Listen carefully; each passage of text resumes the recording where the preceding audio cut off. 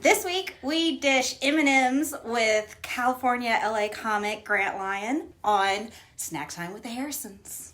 All my life, I've been waiting for snack time. Snack time. Yeah, it's snack time with the Harrisons. Snack time. Damn, girl, you looking like a snack. Snack time. Or maybe I should say, damn, snack, you looking like a girl. Know what I'm saying? It's snack time. So lovely for you to join us again. Today we're discussing M&Ms, those lovable multicolored button-shaped chocolates with lowercase m's on one side, with various fillings that are brought to us by the Mars Company. The candy coating concept was borrowed from the similar method that Forrest Mars Sr. noted during the Spanish Civil War that allowed soldiers to carry chocolate with them in warm climates. Melt in your mouth, not in your hands.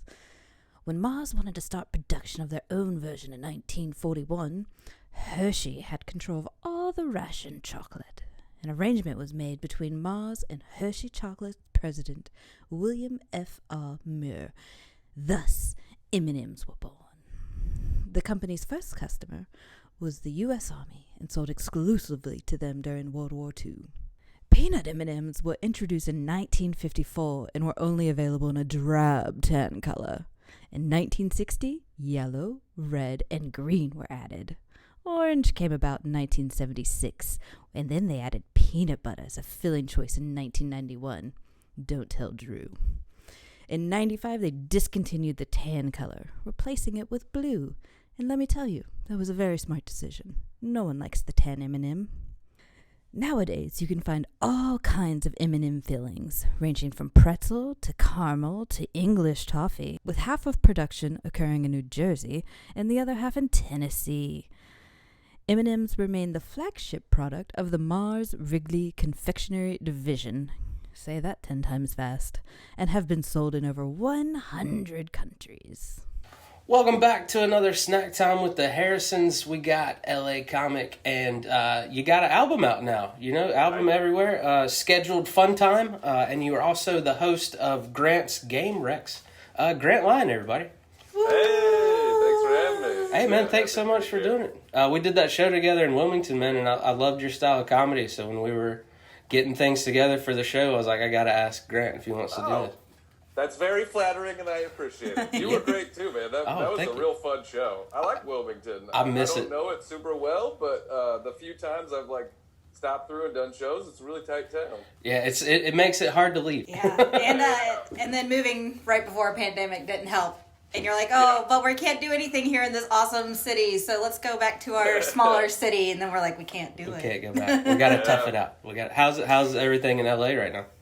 Oh, it's all right. You know, we're starting to hang out with people again. Stuff's starting to open back up. I'm getting shows again now for the first time. Just this month, May, I'm starting to do my first shows and all that sort of stuff. So it's weird. It's definitely, when you're hanging out with people and you're like, oh, are we allowed to do this? Right. You got that little bit of fear in the back of your head, I don't think this is right. You're like, this is right? This is safe. Yes, it is safe. We're all vaccinated. Yeah, I walked through my first kind of little bit of a crowd without a mask on last weekend, and I was like... Yeah, I know, and the hard thing about, all the CDC, all the sciences, if you've been vaccinated and you're outside, you don't need to wear a mask. But there's still people, I was walking just in my neighborhood recently. I was walking without a mask outside, not anybody around me, and some lady sitting on her porch was like, I'd appreciate it if you wore a mask. I'm not even near you, lady. Well, tell us a little bit more about the album. What was your favorite part about recording this album? So, it was, I'll tell you a couple things. One, I recorded it in 2019. It came out in 2020. My favorite part of the recording of it, I did it at the Laughing Skull Comedy Club in Atlanta. Which is a great, great club. And honestly, my favorite part of it was my dad and my sister flew out to watch the that's recording awesome. And stuff. They were like, "This is a big deal. We know you've been working for a long time for this, and we just want to support you." And I don't know, that just meant a lot. I know there are a bunch of comedians whose parents or family do not support them being like a creative person. And I have always had a lot of support from my family, and I feel That's very awesome, grateful man. for that. Yeah. My mom's just always been skeptical of the business side. You know what I mean? She's always been supportive of it, but she's been like, how are you going to make money? So money. Yeah. No, and there was like a long time throughout my 20s where my mom was like, yeah, you should totally do this. And then eventually go to law school. Yeah. My mom still throws, like, like negotiations where you're sliding numbers across. She still throws nursing school out there. Like, Yeah. But overall, like, they've been so supportive, and I feel really grateful for that. That's awesome. I'll tell you, the best thing, my favorite thing about the album coming out was all of my album release parties got canceled because of COVID, because, I had already worked out the release dates with the label and all that sort of stuff, so that was way too far down the tracks to stop it by the time everything got shut down. So my album came out March 24th, 2020. Oh, no! So literally right when everything shut down. That was my first weekend that got canceled. Or the first start of shows that got canceled. Oh, man, that sucks. I was supposed to have an album release party in Los Angeles, and then a couple weeks later, one in San Francisco. No. Which is the scene that I started in. I started in San Francisco, and I've been in LA for a long time. And so I wanted to do release parties in both cities. And I remember how naive we were when COVID first started. I canceled my Los Angeles shows, and my San Francisco one was like 2 weeks later, and I was like, well, at least I'll be able to do that one. 2 weeks and we'll be good to go. Yeah. It'll be fine by then. And how So, naive. canceling the shows was really, really hard. I can imagine, man. I mean, I legitimately cried. And it wasn't just because of canceling those shows. It felt like canceling, like, the culmination of all of the decisions that I had to make. It's like all of those times you slept in your car, or all those times you drove 8 hours for an audience that hated you. Here's that payoff. Here's that big it was just payoff. like this was supposed to be the celebration of all of that. I'm sorry, man. That sucks. But what's my favorite idea? What's my favorite part of album release shows? It's like inviting your comic friends to come on. They do some of their jokes, and then they either talk trash about you, it's like or a say roast, nice about you, roast or toast. that sort of stuff. And I was like, well, I'm going to do a digital album release party, and so I got a bunch of my comedian friends to do a video talking trash about me or saying something nice about me, and I put together a whole compilation album release party with doing a joke, my favorite joke of theirs, and then their video of me. That's and then I closed fantastic. it out doing 5 minutes at the end. Nice. That's awesome. Tell me about that first board game that you fell in love with. Well, the first game, I will say, I fell in love with wasn't exactly a board game. It was Magic the Gathering. And I was 11 years old. And that was kind of my introduction to games and stuff like that, right? It was the gateway drug? Yeah, we had played Monopoly or Sorry or that sort of stuff with my family, but Magic the Gathering was the first game I got into for me. My backyard, there was a wall and it backed up to a strip mall where there was a grocery store and a Blockbuster and things like that. And one of the things in that strip mall was a game store. Nice. And so I used to hop the wall, as an 11-year-old and just look at all the Magic the Gathering cards and all the money that I made went to I went and bought Magic cards and stuff like that. You put it back into the business. That's good. Yeah, totally.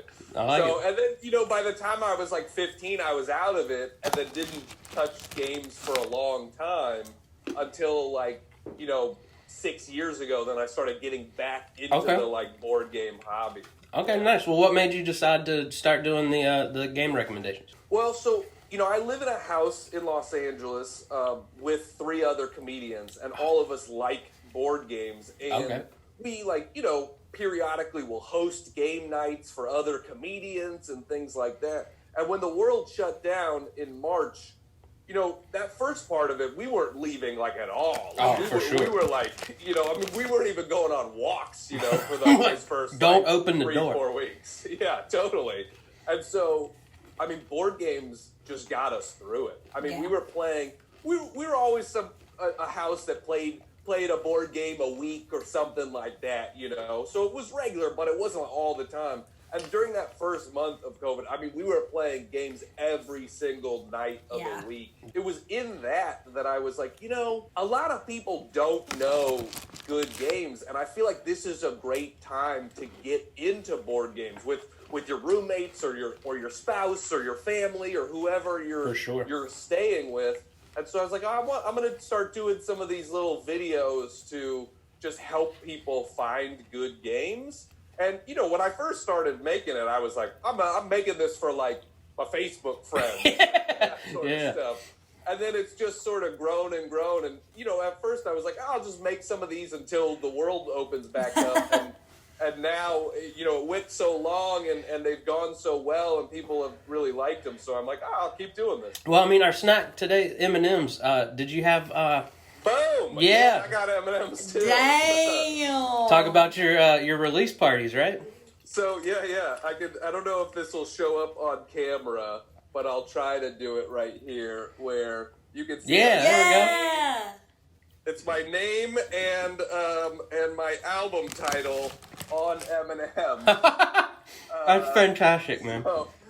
So I made this 5-pound custom bag. I probably ordered it. I spent like $150 on it, and I probably ordered it like March 1st, 2020, because I was like, this will be fun for my album release parties. Yep. Like, I'll put them in little baggies. I'll hand them out. Maybe I'll throw some out like a talk show. They're so host, versatile.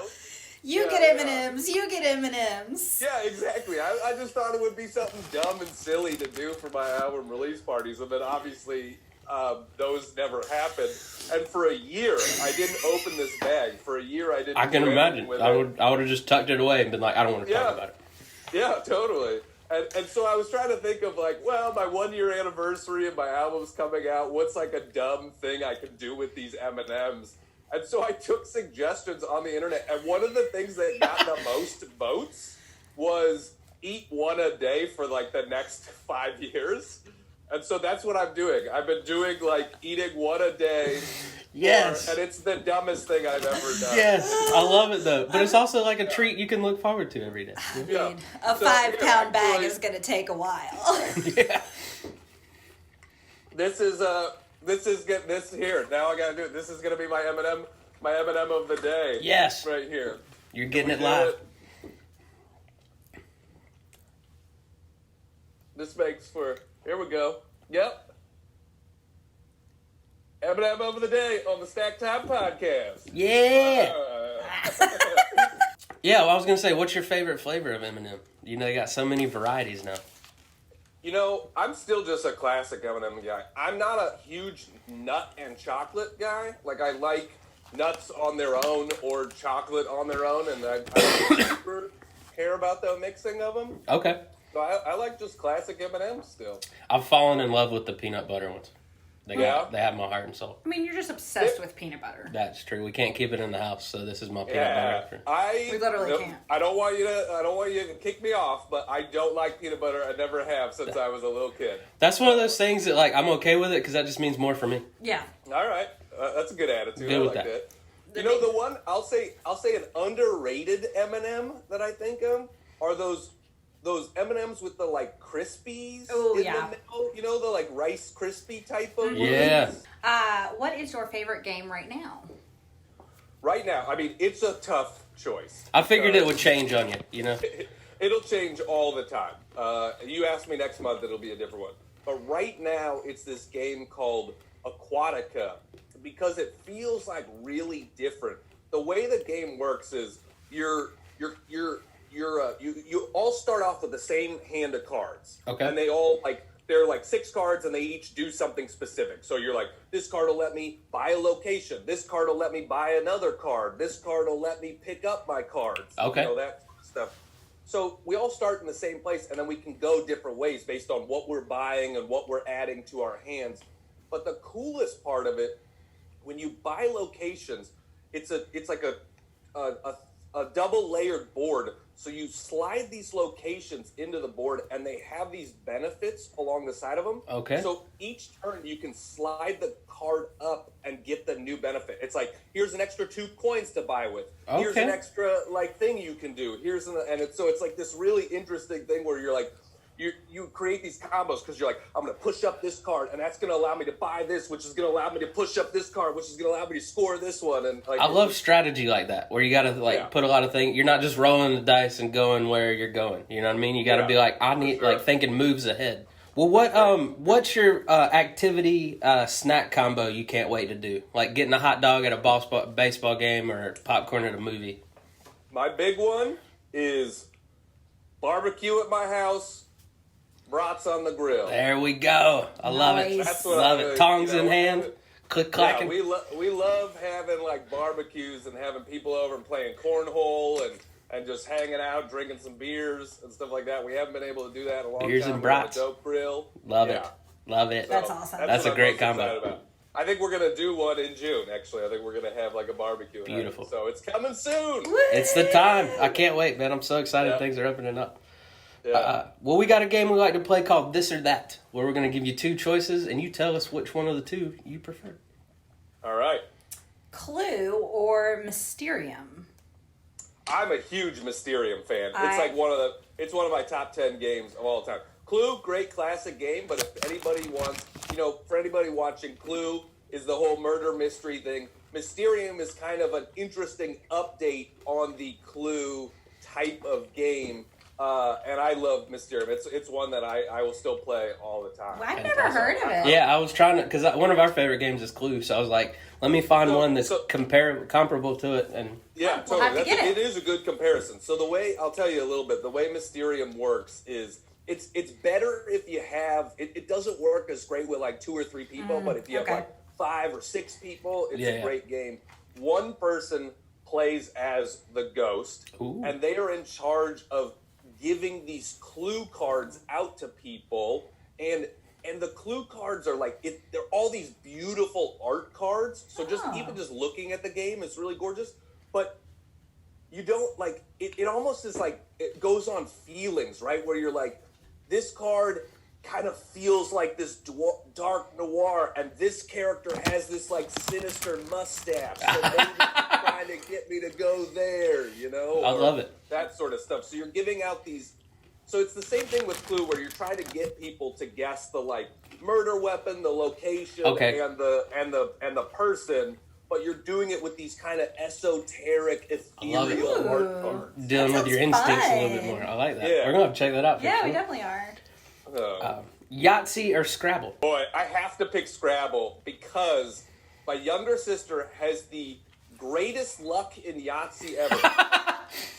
So the real answer is Yahtzee over Scrababble, unless I'm playing with my family. Scrabble over Yahtzee. That's fair. I feel like that's a fair amendment.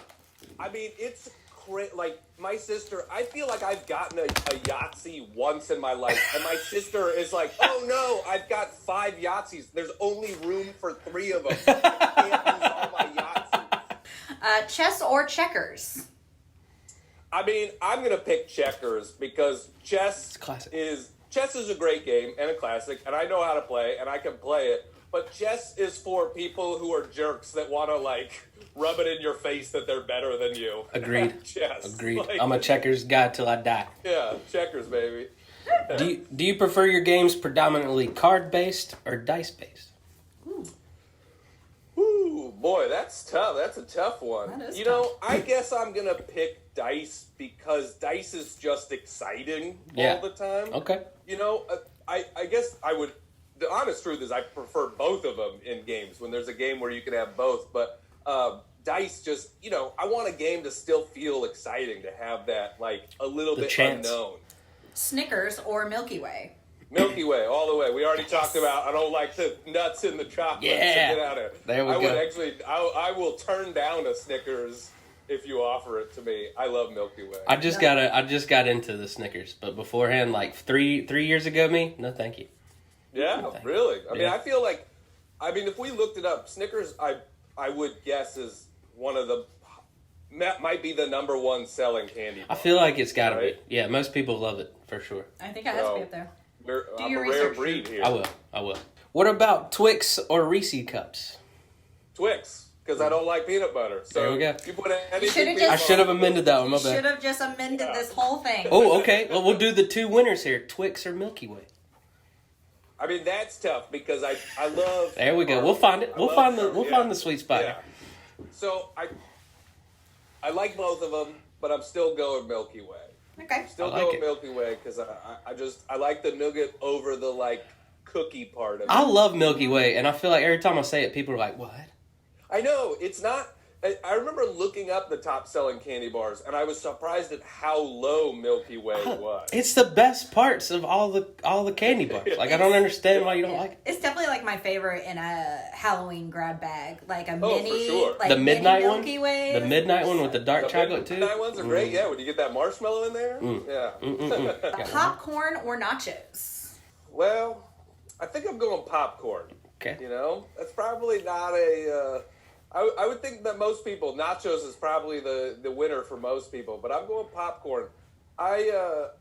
If we're talking like loaded nachos that have like a ton of stuff on them, you get some black olives and some jalapenos and stuff like that, then it probably pushes Swerves it nachos that way. over the top. Okay, all right. But if we're just going like basic nachos, just sort of, cheese and crackers. A little processed little cheese you dip in. Yeah, Yeah. you just at the movie theater when it's just a little cup. Just a little tiny little. Yeah, Last one: chocolate or vanilla. chocolate. I'm a huge chocolate head. We're gonna find that one person that that's picks my- vanilla. Yeah, has there not been anybody? Not yet. No. I don't know, chocolate. I'm just, I know some people that even if you would say like, do you like Sour Patch Kids or candy bars? Or I know some people that'll pick like the Sour Patch Kids Yeah. or like that sort For of sure. stuff. I mean, on any Chocolate. given day, I might pick it up. Yeah, chocolate wins for me every time. hear you. Yeah, see, no, I think I definitely lean more towards the chewy stuff. Like, I love Starburst, and the Yeah. Sour Patch Kids is mine. Like, chocolate's great, but like, I love like salty, or like the sourness and the Yeah. chewy, like gummy bears, stuff like that is my go-to. Don't get me wrong, To each I his like all that stuff, but if I ever, chocolate's always going to win. All right. Well, awesome, man. You brought a game for us today to talk about. Well, I would be remiss if I didn't talk about my own game that is published Perfect. now. Perfect. That's awesome. So, yeah, this got published. It came out at the end of November 2020. So it's. I love it's that you still that a pretty game out fresh. there, man. That Yeah, makes dude, your game yeah. recommendations Yeah. last so much. Got my name on it Yeah. and everything. I love the in artwork. Stores and stuff now. Thanks, man. I appreciate it. Yeah, it's a game. It's a great game for creative people. If you are Perfect. somebody that has a sense of humor and is creative, I think those are the people that like this game the most because it's kind of like Mad Libs for silly insults. Yes. You get to like put together words and make up a silly insult using some keywords in your hand. So it's kind of like a roast game in a box. I love it. that We're gonna have to sounds get that for fun. sure. Especially with things opening up, having some friends over. You know what I mean? For sure. Definitely gonna check and it this out. is definitely a game that's like, if you got 4 or 5 people, that's like the sweet spot. Perfect. Travel it around to all the Yeah. weddings we're going to this Yeah. year. Right. Yeah, totally. Awesome, man. So- Well, thank you. Tell us where we can find you on social media and all that good stuff.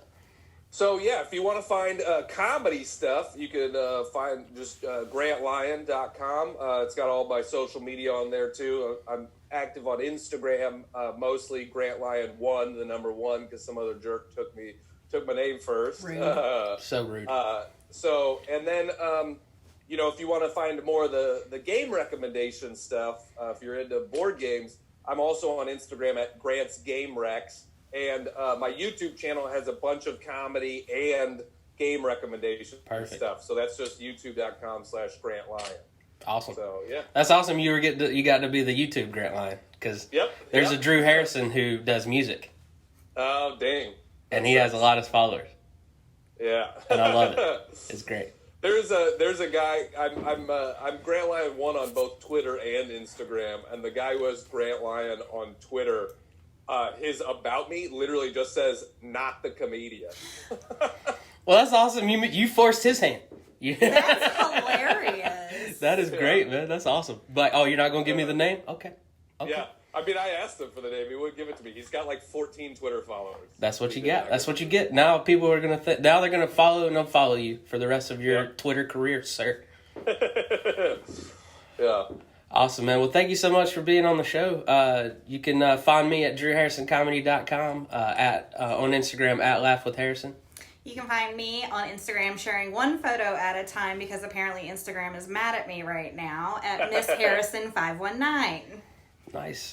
Hit that subscribe button. We'll see you next week. Bye, guys. Thanks so much, everybody.